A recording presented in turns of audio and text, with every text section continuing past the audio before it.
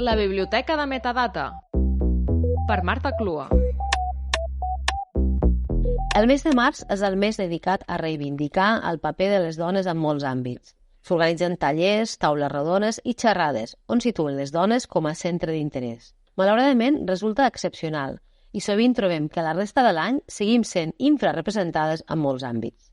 La setmana passada, l'Observatori Dona, Empresa i Economia de la Cambra de Comerç de Barcelona llançava una interessant campanya pel 8 de març, amb el claim «Equilibrem la balança». La campanya ha posat el focus en 8 aspectes on la dona se situa clarament inferior a l'home. Les xifres s'extreuen de l'estudi Indicadors d'Igualtat de Gènere a Catalunya el 2023 elaborat per l'Observatori.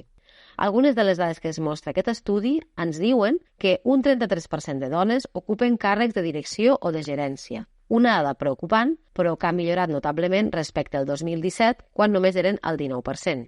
En l'àmbit de les TIC, la participació femenina en les empreses del sector, ocupant qualsevol posició tècnica o de gestió, és del 31% al 2023, baixant del 34% que teníem al 2022.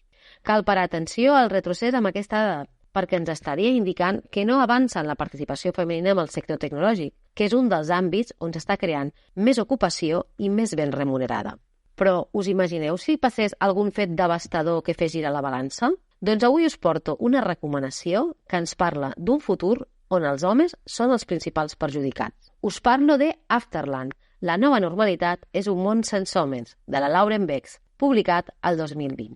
La història ens situa en un futur proper, on un terrible virus ha acabat gairebé amb tots els homes del món, deixant-ne molts pocs que viuen retinguts en instal·lacions d'investigació controlades pel govern. La Col és una de les poques mares afortunades, ja que el seu fill Miles, de 12 anys, no s'ha vist afectat per aquest virus mortal.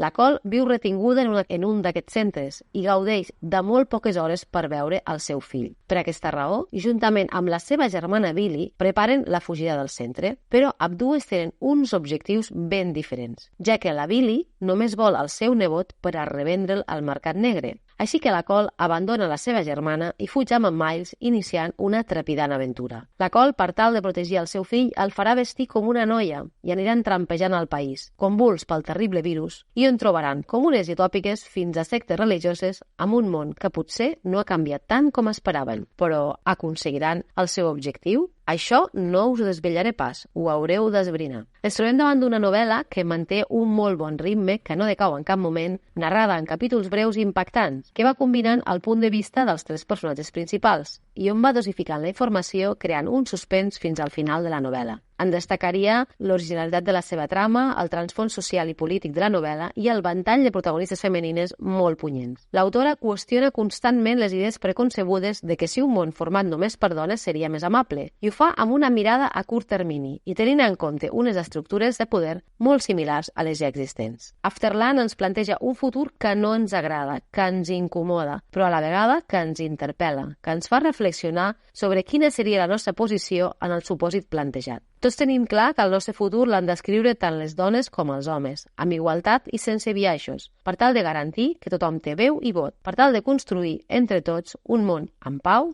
més sostenible, més just i, per suposat, el més igualitari possible.